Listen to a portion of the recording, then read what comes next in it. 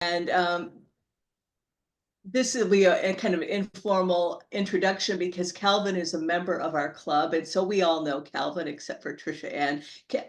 Calvin works in the hospitality industry and the cruise industry and has done so for many years. So he can tell us some secrets.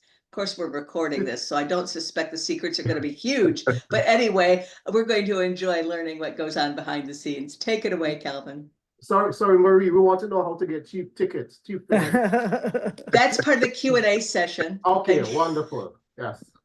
Peter, it's not cheap tickets, it's free tickets. Exactly, David. Yes, free tickets. All right, let me see if I can forgive me. I was actually on a cruise for New Year's. Ooh. And that's where I picked up the cold. So it doesn't mean that you will get sick on a cruise. It's because I walked in the rain in St. Thomas.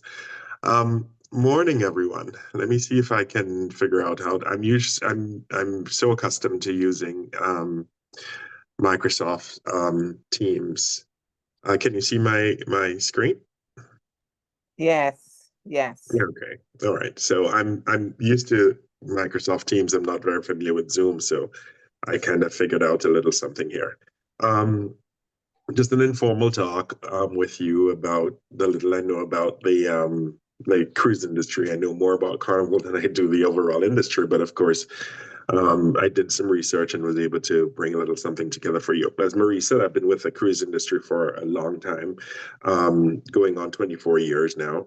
And I really enjoy it. It's that unique industry that allows you to have a career that you can enjoy working and also vacationing and getting away and stuff. So I thoroughly enjoy it. And if my company will have me, I don't intend to go anywhere. Love working for Carnival Cruise Line. So we're going to take a quick look at it. We'll talk about, the evolution of cruising, the companies that are involved in cruising, and a brief look at what you can do on a cruise, economic impact, some of the challenges being experienced by the cruise industry, and so on. All right, so cruising began back in the 1830s, and it started out with actually one of Carnival Corporation's brands. Carnival acquired this brand here, Peninsula and Oriental Steam Navigation Company, P&O. And it came about because, of course, people had to find a way to be transported across different regions. And one way to go, of course, there was no air travel. So the only way to go was either by land. And if there was sea, of course, then you had to be transported by ship. So the early routes were in Europe and the Mediterranean, and then things began to evolve a bit further. Then came the golden age of the ocean liners. Everybody knows about the Titanic and what happened there. We want to talk about that. That's taboo in the cruise industry.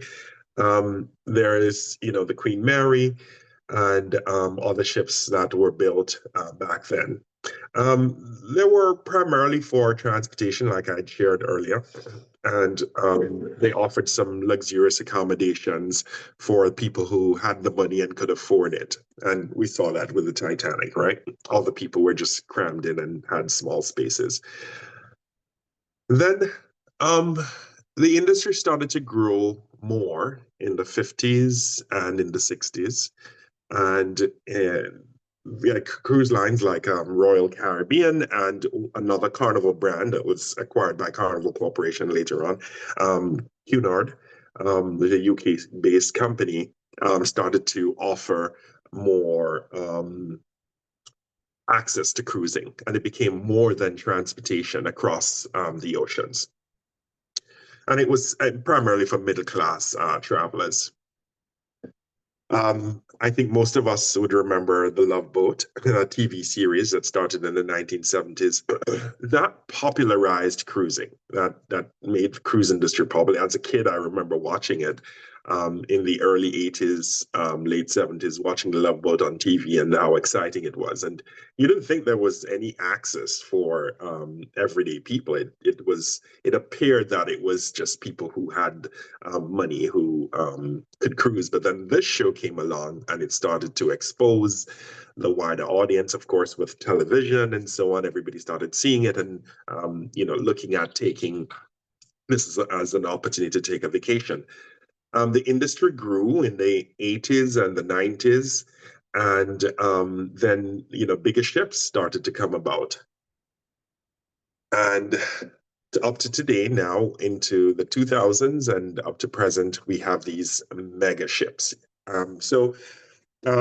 Ships nowadays, this Royal Caribbean ship, Icon of the Seas, can probably, I think it's somewhere in the region of about 240 something thousand tons. The Titanic, by comparison, I think was less than like 40,000 tons, if that much. So you can imagine how much of the Titanic you can fit in one of these mega liners. Cruising nowadays, it's broken up into different categories, niche markets, such as there's luxury cruising with the private yachts or smaller yachts. And then there's expedition cruising, going into places like Antarctica. And then, of course, there is themed cruising. The cruise lines themselves typically don't offer the themed cruising, but you can go on a reggae-based cruise, or you can go on a all-nudist cruise. Believe it or not, it does exist. The areas, cruising is, you can now cruise in Asia. In fact, I'm thinking of taking one. I'm turning 50 next month, and I'm considering taking a cruise in Asia later on this year to celebrate my 50th. There's also cruising in the around Africa, and of course the polar regions, as I mentioned. There's Alaska, there's Greenland, there's Antarctica, and so on, just for explorers to see what exists in those areas. Who are the major companies in the industry right now? Of course, Carnival Corporation is the biggest. Right now, the corporation has 9 different brands, and it spans from mass market all the way through to luxury, with Carnival Cruise Line itself being the biggest of the mass market brands for the corporation. And it goes down to Seabourn, which is our luxury brand. Then there's Royal Caribbean, and Royal Caribbean has about, I think, 3 different brands. Royal has Royal Caribbean Cruise Line, or Royal Caribbean International, rather. It has Celebrity and Silver Seas, which is ultra luxury. Norwegian Cruise Line. Norwegian has Oceania Cruises and Regent Seven Seas, along with Norwegian, their mass market brand. MSC, a single cruise line. It's primarily, MSC was into shipping and cargo, and some years ago they developed a cruise brand, and MSC is also a major player. And there's Disney Cruise Line as well. There are many other cruise brands like Virgin and Viking and so on. There's also River Cruising, and there are several different brands in the industry, but these 5 brands are the major players across the globe. Types of cruises. I touched on it earlier. You have mainstream, luxury, expedition, river, and theme cruises. And then in terms of the ship sizes, the small ships, you're seeing one there on the screen. That's more, I think we call those the yachts, under 1,000 guests, sometimes 200-300 guests in all suites, in all suite accommodations. These smaller ships don't usually carry the bells and whistles, and they have the ability to go into more destinations, smaller places, when compared to the massive ships. Pardon me 1 second, let me just get this out of the way. I didn't realize that was still there. The medium-sized ships 1,000 to 3,000 guests, and of course the mega ships now, you're going up to 7,000 guests on board. Carnival has a few of those, Carnival Jubilee, Carnival Mardi Gras, and Carnival Celebration, which I was on last week.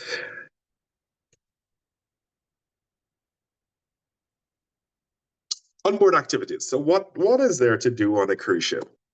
You can do as much as you like, and you can do as little as you like. Ships nowadays are very, very grand. It includes your entertainment, Broadway-style shows, live music and comedy, and you can enjoy a nice evening at the piano bar, and so on. All sorts of different types of entertainment.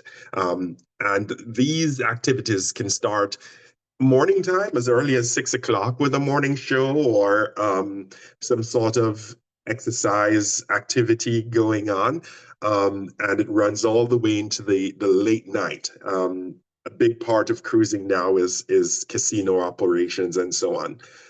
Dining, 5-star dining if you like, or casual dining on the at the buffet style setup.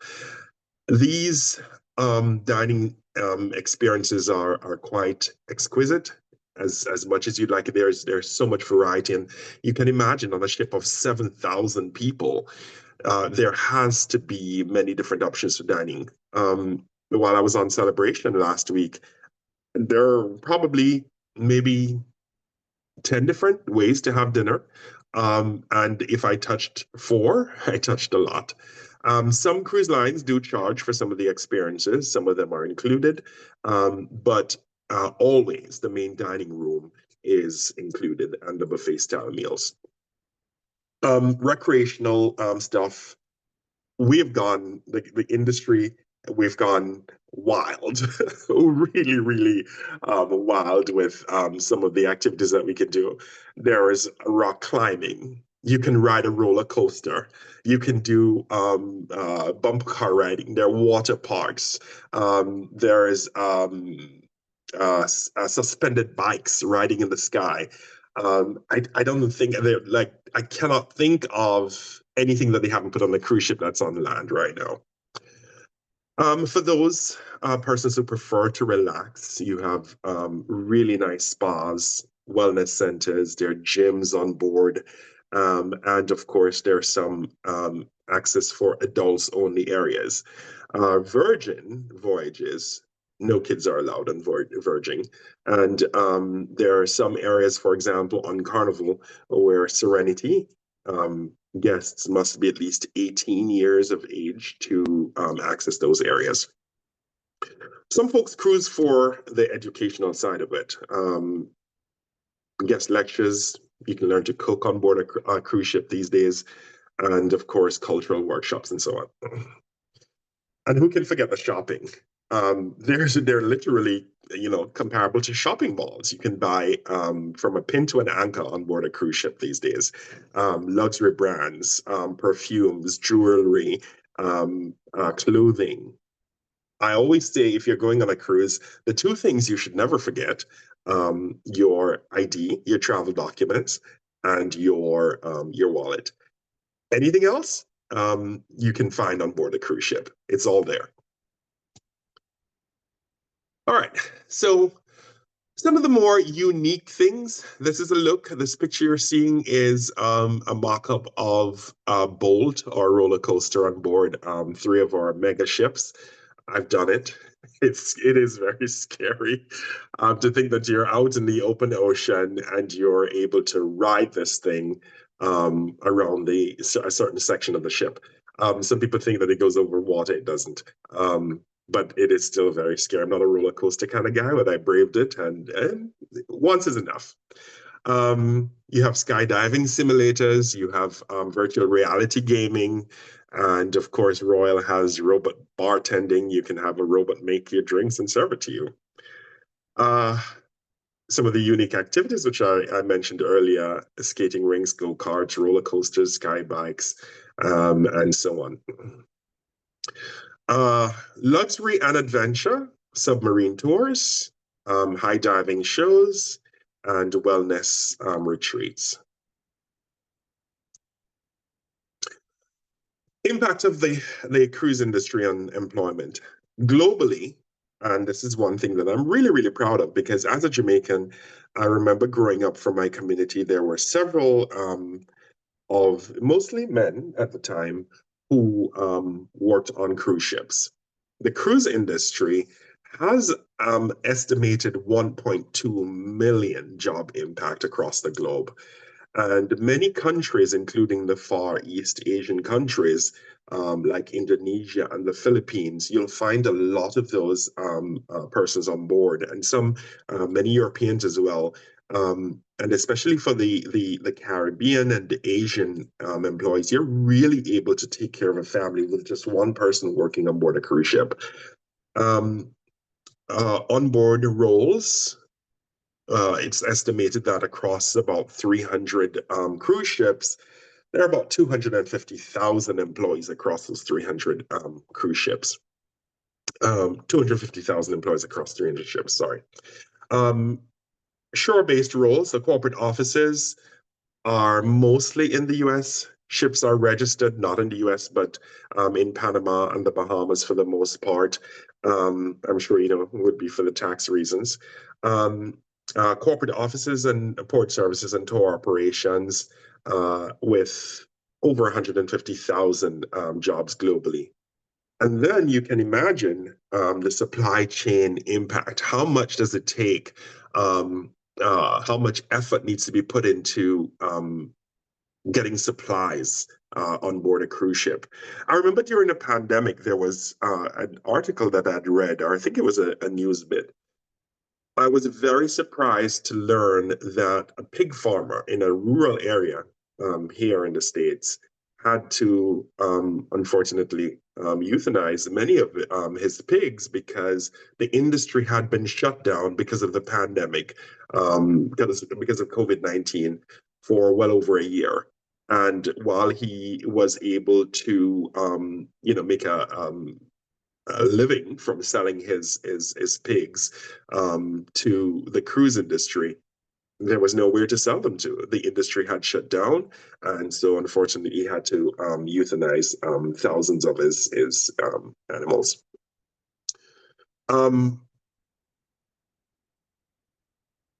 Economic impact, over estimated $50 billion in wages. And the employment hubs for the cruise industry, North America, with the headquarters here, as I've mentioned. Ships are mostly built in Europe. In fact, I don't think there is anywhere else that cruise ships are built. Between Germany and Finland and Italy, those are the areas where ships are generally built. And of course, as I mentioned, Asia and the Pacific, emerging markets for employment. The operations on board, there are usually three different areas on board: the hotel operations and marine operations, and then there's the engine operations. There's usually three heads on board the ship. There's the captain, of course, he's over everything, but then there's a chief engineer, and then there's a hotel director, and then also there's HR. So I guess you could say four heads. Ashore, you think of it, it's there because it takes so much effort to make a cruise company operate. Guest operations, sales and service, marketing, finance, you name it, it's all there. IT, especially in this modern day and age, IT plays a very, very important role ashore and on board. There's a downside to it, environmental impact. There's so many people who are opposed to the cruise industry. But the industry, and especially my company, the head of the corporation is the chief climate officer. And we take it very, very seriously, the environmental impact. Emissions. What you're seeing here is a picture of one of our mega ships being refueled by liquefied natural gas. a cleaner fuel that's better for the environment. Waste, as you can imagine, a ship with 7,000 plus guests, plus another near 2,000 crew, that's nearly 10,000 people. And you can imagine the waste that comes from that. We have made on board Carnival a significant impact on waste management.